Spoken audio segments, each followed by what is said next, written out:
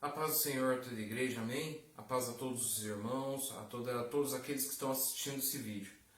Venho a vocês trazer uma nova palavra, e hoje eu quero trazer uma palavra principalmente para os jovens, né? Os jovens que estiverem me assistindo, eu peço atenção máxima a essa palavra que eu dirijo a vocês, onde muitas vezes o mundo oferece muitas possibilidades, mas nem todas as possibilidades nos convêm, né? Como diria o apóstolo Paulo, todas as coisas me são lícitas, mas nem tudo me convém. Então, com base nisso, é com que eu me dirijo a vocês e espero que essa palavra venha edificar, venha frutificar, venha a servir para a vida de vocês e venha para abençoar a vida de cada um de vocês que esteja assistindo, ok? O tema da ministração de hoje é: onde está seu coração? Está sua riqueza? É uma pergunta, é para fazer você pensar. Aonde está seu coração? Está sua riqueza? E o texto básico que nós vamos usar para essa ministração de hoje está lá em Mateus, capítulo 19, do versículo 16 ao versículo 30, tá? Em que nós estaremos observando, né, aquela passagem bíblica que fala o mancebo de qualidade, né, que fala daquela passagem do jovem rico que encontra Jesus, e ali eles começam um diálogo muito interessante que fala justamente dessa questão do coração e da riqueza. Aonde está seu coração? Está a sua riqueza? Então é o que nós vamos ver nessa palavra de hoje, que está lá em Mateus 19, capítulo 16 a 30, que diz o seguinte: eis que, aproximando-se dele um mancebo, um jovem, disse-lhe, aproximando dele, Jesus Cristo. Jesus estava ali de passagem, esse jovem foi lá e se aproximou dele. Bom mestre, que bem farei para conseguir a vida eterna? Olha só que pergunta que esse jovem faz, né? Como ele faz para conseguir a vida eterna? Mas só que quando nós lemos essa colocação, a gente tem que primeiro nos questionar quem é que está fazendo a pergunta e com que objetivo ele está fazendo a pergunta. Ele não espera receber uma resposta qualquer. Ele responde o seguinte: que bem farei para conseguir a vida eterna? Vamos olhar o contexto e depois retornaremos a essa pergunta. E ele disse-lhes: por que me chamas bom? Não há bom senão um só, que é Deus. Olha o que Jesus responde: se queres, porém, entrar na vida, guarda os meus mandamentos. Então a primeira coisa que Jesus fala a esse jovem para obter a vida eterna: guardar os mandamentos. Tá? Que mandamentos são esses? Aqueles mandamentos lá já estabelecidos pelo próprio Deus, que entrega a Moisés lá no livro de Êxodo, aqueles 10 mandamentos. Jesus já está remetendo lá em Moisés, no Êxodo. Quer ter a vida eterna? Se guardai os mandamentos. Né? E continua. Disse-lhe ele, o jovem respondendo: quais? Né? Ele ainda pergunta: quais os mandamentos? E Jesus disse: não matarás, não cometerás adultério, não furtarás, não dirás falso testemunho, honra teu pai e tua mãe, e amarás o teu próximo como a ti mesmo. Observe que mandamentos que Jesus está recitando para esse jovem. Para você, jovem, hoje que está me ouvindo, observe atentamente, reflita sobre esses mandamentos que Cristo está colocando. Você tem os praticado? Ou você só tem ouvido falar? Ah, eu sei esses mandamentos, porém você tem o praticado? Olha só: não matarás, não cometerás adultério, não furtarás, não dirá falso testemunho, né? Não, honrará teu pai e tua mãe, e amarás o teu próximo como a ti mesmo, né? Como o próprio Jesus falou do maior dos mandamentos: amará teu Deus, né? Amará teu Deus com toda a sua força e ao próximo como a ti mesmo, né? Então você tem essa relação vertical: amarás teu Deus e amarás o teu próximo, né? Então você tem essa relação horizontal: amarás a Deus e amarás ao irmão próximo. Disse-lhe o mancebo: tudo isso tenho guardado desde a minha mocidade. Que me falta ainda? Então observe a resposta do jovem, né? E ao mesmo tempo ele colocar numa posição de que ele está em dia na fé. Observe, ele mesmo comprova de que ele está seguindo tudo isso que Jesus falou.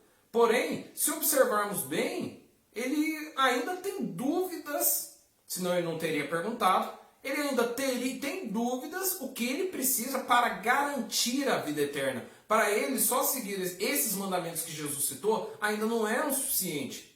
Porque ele insiste na pergunta. Ele insiste ainda. O que me falta ainda?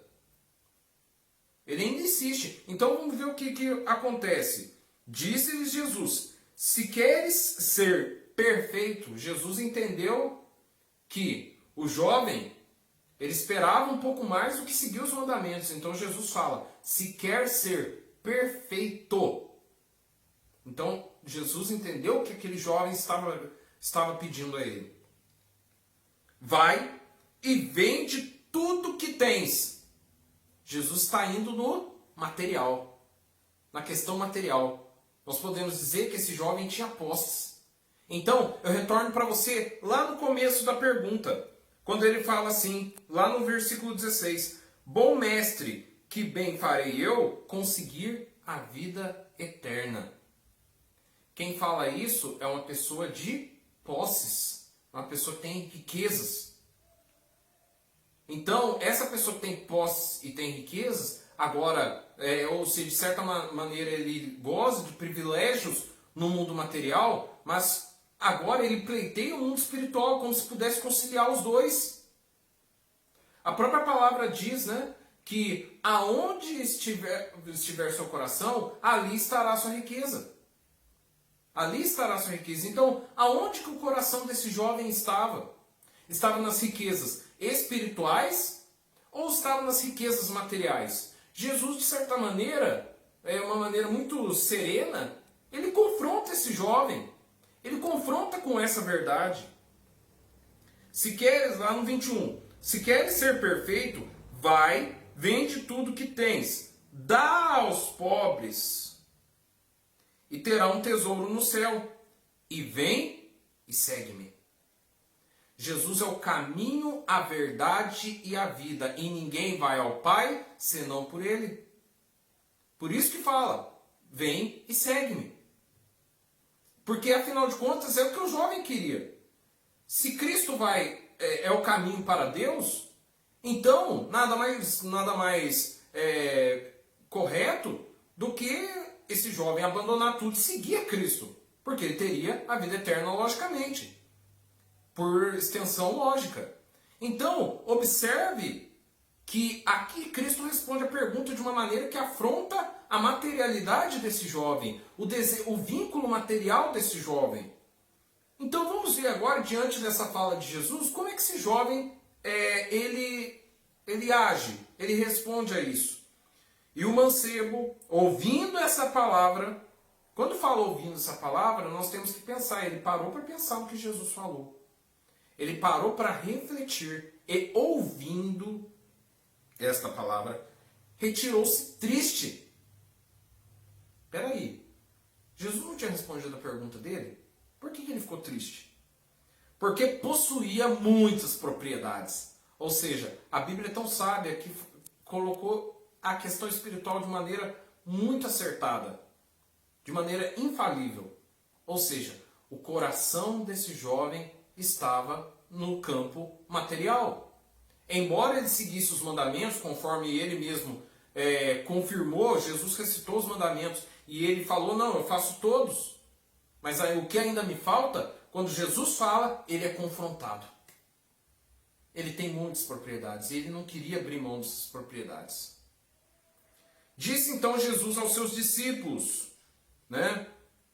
Em verdade vos digo, que é difícil entrar um rico nos reinos dos céus.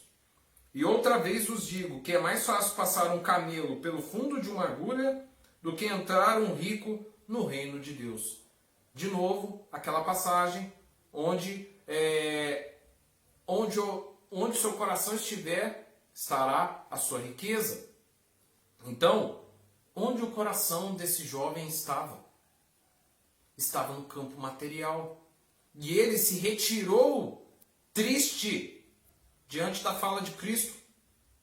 Ou seja, entre o campo espiritual e o campo material, ele preferiu o campo material. Ele não quis abrir mão de suas propriedades. Ele não quis, não desejou de todo o coração seguir a Cristo. Ele negou aquele que é o caminho, a verdade e a vida. E ninguém vai ao Pai senão por ele. Então, de certa forma, esse jovem ele estava vinculado às questões materiais, às questões desse mundo. Ele seguia os mandamentos até a página 2. Mas ele não ia mais a fundo. A ele bastava só água na canela. Água no joelho, água na cintura, no peito, de mergulhar no oceano de mistério de Cristo, já não era mais interessante. Porque ele teria que abrir mão de muita coisa. A você jovem, a você que está me ouvindo, que você que está assistindo esse vídeo, o que você tem aberto mão para justamente em amor a Cristo? A própria Bíblia fala que aquele que ajunta riquezas nessa terra, onde se perde, de certa maneira, porque o ladrão rouba, a traça corrói. Então, de certa maneira, a riqueza da terra é efêmera, ela passa, ela fica. Mas as riquezas do céu, essas são eternas. Aonde estiver o nosso coração, estará a nossa riqueza. Então, de certa forma, se o nosso coração está em Deus, é em Deus que está a nossa riqueza. A riqueza que é eterna, a riqueza que não passa, a riqueza que vai permanecer. Porque a própria palavra diz, céus e terra passarão, mas a minha palavra não passará. Essa palavra que Cristo dirigiu a esse jovem é uma palavra que não passa. Mas o jovem preferiu aquilo que passa, aquilo que o ladrão rouba e aquilo que a traça corrói. Esse jovem, embora seguindo os mandamentos, observem, ele seguia os mandamentos. Hoje você pode estar na igreja. Mas será que aí fora você tem alguma coisa do mundo que ainda você está ligado? O mundo ele gera armadilhas, artimanhas que nos atraem. E de certa forma, nos afastam de Cristo. E muitas vezes, até que ponto nós não estamos nos comportando como esse jovem? Falando assim, não, mas eu vou na igreja, mas até aí já não dá mais. E se Cristo, imagina você no lugar desse jovem. Imagina você no lugar desse jovem. Se Cristo tivesse colocado uma questão dessa para você, você o seguiria? Ou falava assim, não, mas eu não quero abrir mão da minha propriedade, eu não quero abrir mão das minhas manias, eu não quero abrir mão das minhas vontades, eu não quero abrir mão do meu eu. Esse jovem não quis abrir mão do seu eu. E de certa maneira, Deus não entrou no coração desse jovem. Ele preferiu o religiosismo, seguiu os mandamentos. Quase que, olha, eu sigo esse mandamento, vou ticar, eu estou fazendo. Mas será que ele estava vivendo isso espiritualmente? São questões que se fazem esse jovem. Em contraponto a toda essa situação do jovem, logo os discípulos que assistiam, provavelmente eles estavam próximos e viram essa situação, esse embate entre o jovem e Cristo, esse embate de questões, os discípulos viram que o jovem se retirou, preferiu ficar com o seu mundo material, e logo eles começaram a inquirir Jesus. Então eles dizem, lá no versículo 25, ainda do capítulo 19, ele fala o seguinte: os seus discípulos, ouvindo isso, admiraram-se muito, dizendo, quem poderá, pois, salvar-se? Eles estão perguntando. E Jesus, olhando para eles, disse-lhes, aos homens, é isso impossível. É impossível o homem salvar-se a si mesmo. O homem não salva a si mesmo. Mas a Deus tudo é possível. Tudo é possível àquele que crê. Então, para Deus tudo é possível. É isso que está colocando aqui. Então Pedro, tomando a palavra, disse-lhes, eis que nós deixamos tudo e te seguimos. Que receberemos? Olha só olha o comportamento de Pedro. Pedro viu a discussão, as perguntas daquele jovem rico e prestou atenção, parou para pensar no que o jovem rico estava fazendo e logo ele entendeu. Poxa vida, se o jovem rico ele está seguindo os mandamentos, mas só que ele não abandonou as propriedades, e nós que seguimos os mandamentos e deixamos as nossas riquezas? Vamos lembrar que Pedro era pescador. Pedro havia abandonado a sua atividade para seguir a Cristo. Então Pedro logo olhou aquilo lá e pensou, poxa vida, acho que eu vou perguntar, quem sabe eu consigo a resposta. E logo Cristo diz, e Jesus disse lá no versículo 28, em verdade vos digo que vós que me seguistes, quando na regeneração o Filho do Homem se assentará no trono da glória, também vos assentareis sobre 12 tronos, para julgar as 12 tribos de Israel. E todo aquele que tiver deixado casas, ou irmãos, ou irmãs, ou pai, ou mãe, ou mulher, ou filhos, ou terras. Vamos lembrar que aquele jovem rico tinha propriedades. Por amor ao meu nome, ao nome de Cristo, receberá 100 vezes tanto e herdará a vida eterna. Porém, muitos primeiros serão os derradeiros, e muitos derradeiros serão os primeiros. Tá? Então, nessa palavra, nós podemos refletir em todas essas coisas, em toda essa situação desse jovem.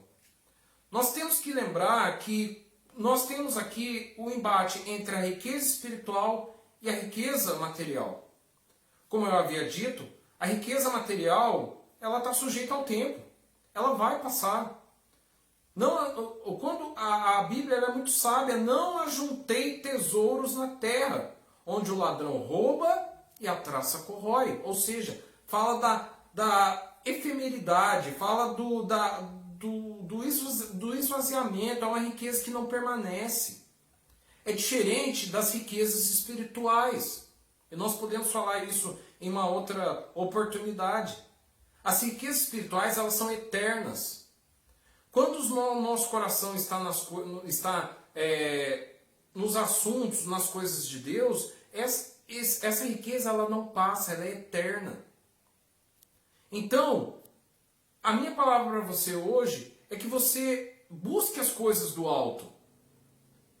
A Bíblia também coloca lá no livro de Salmos, capítulo 73, que a riqueza, aqueles que detêm a riqueza, são aqueles que estão em morros ou terrenos escorregadios, que vão direto para a sua destruição. Então, essa riqueza material, ela atrai essa destruição. É claro, nós devemos aqui diferenciar. Uma coisa é a prosperidade colocada na Bíblia. A prosperidade ligada à ausência de necessidade. É você ter uma vida de qualidade, você também não passar necessidade. A prosperidade também se trata de ausência de necessidade. Não fala de viver com abastança, viver na glutonaria, na avareza, no luxo, não se trata disso. Se trata em Deus te suprir nas suas necessidades. E eu encerro essa palavra deixando um dos maiores recados que a mensagem de Cristo nos traz. Buscai primeiro o reino de Deus e sua justiça, e as demais coisas vos serão acrescentadas. Buscai primeiro ao reino de Deus e sua justiça, e as demais coisas vos serão acrescentadas. Então não se preocupe, irmão. Se você está buscando em Deus, se você está buscando no Senhor, descansa. Ele vai garantir para você a prosperidade como ausência de necessidade. Ele vai trazer salvação para a sua casa. É a garantia da vida eterna. É garantia no que é eterno, não é provisório. Não é naquilo que passa, porque céus e terra passarão, mas a palavra de Deus não passa.